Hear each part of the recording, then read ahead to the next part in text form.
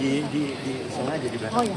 Di kita. Yuk lanjut. Bang Faris. Sama orang Ini enggak? seperti apa saksi? Kasih jalan. Alhamdulillah sehat. Ya, Jadi dorong ke depan dong. Ke samping aja. Harus lihat belakang, Pak. Lihat belakang, Pak. Pak Faris, puas atas kesaksian saksi. Sidang saksi tadi gimana Bang Faris? Menurut saya ya, menurut saya mungkin saya belum bisa memberikan keterangan yang relevan. Kacamata awas. Kayaknya relevannya setelah tuntutan deh. Jadi baru bisa ada tanggapan gitu. Sekarang baru pemeriksaan kayaknya masih Aktivitas saksi-saksi. di jalan seperti apa? Alhamdulillah aktivitas normal, olahraga, baca-baca.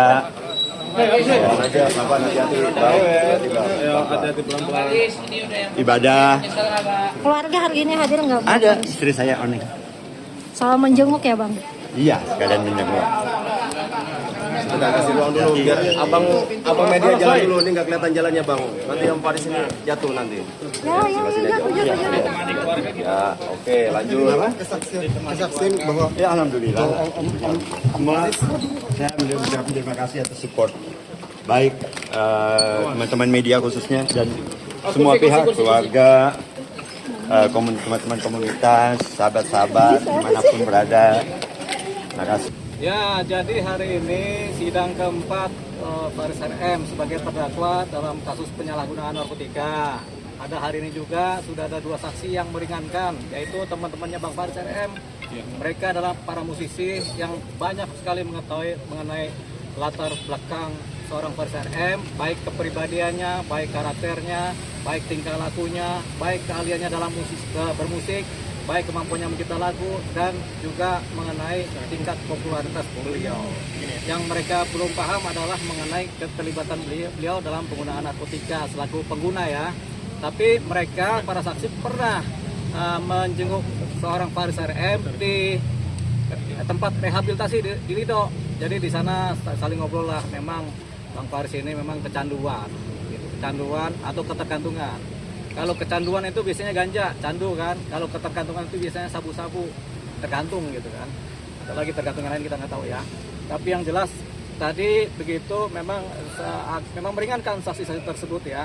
Yang kedua ini kan sudah mulai ada di persidangan fakta-fakta bahwasanya memang Bang Faris RM ini hanyalah sebagai pengguna. Karena untuk dicari sebagai pengedar nggak ketemu.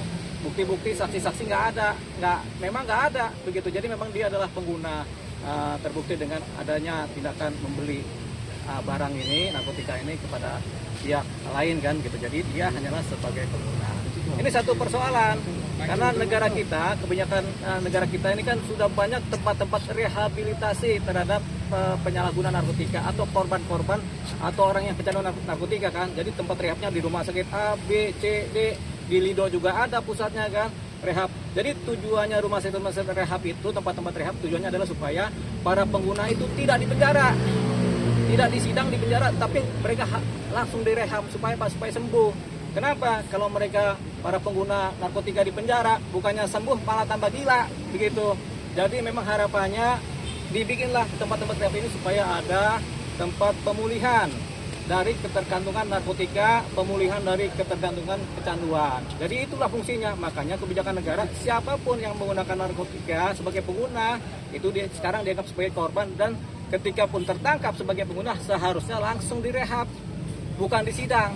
Nah persoalannya ini kan seorang Faris RM disidang sebagai pengedar, makanya terjadilah persidangan. Padahal sebenarnya kalau lebih teliti, dia hanya menggunakan, terbukti di persidangan dia hanya menggunakan. Makanya ini adalah satu aktivitas hukum yang agak berlebihan terhadap diri seorang Faris RM. Kenapa? Karena dia bukan pengedar tapi disidang sebagai pengedar. Padahal setelah terbukti di fakta-fakta persidangan dia hanyalah sebagai pengguna. Harusnya ketika di penyidikan atau penyelidikan dia terpantau dia sebagai pengguna. Apalagi sudah ada kronologis kan, dia berapa kali menggunakan, tertangkap tangan menggunakan kan, itu kan kronologis. Sudah ada juga rehabilitasi, itu kan juga kronologis. Harusnya pihak penyidik di Polres atau dimanapun juga di kejaksaan harusnya udah peka ini, langsung saja direhab, diajukan ke BNN untuk direhab, nggak perlu disidang, karena disidang itu buang-buang waktu. begitu, buang-buang tenaga, buang pikiran, pengacara juga suruh kerja, kan begitu. Jadi ini yang kita harapannya terhadap pengguna narkotika, hanya kasus inilah yang terakhir yang disidang. Selebihnya kalau ada pengguna narkotika kedapatan hanya sebagai pengguna, ya langsung direhab karena tempatnya udah banyak. Ingat apa tadi? Yaitu untuk memulihkan seorang pengguna, tempatnya adalah direhabilitasi, bukan di penjara. Kalau di penjara yang ada tambah gila, itu dia kuncinya. Makanya itu kuncinya. Jadi harapannya tidak ada lagi pengguna narkotika yang kemudian di penjara atau disidang sebagai pengguna. Itu dia. Karena negara punya kebijakan seperti itu sekarang ini. Tapi udah mengajukan rehab, Bang.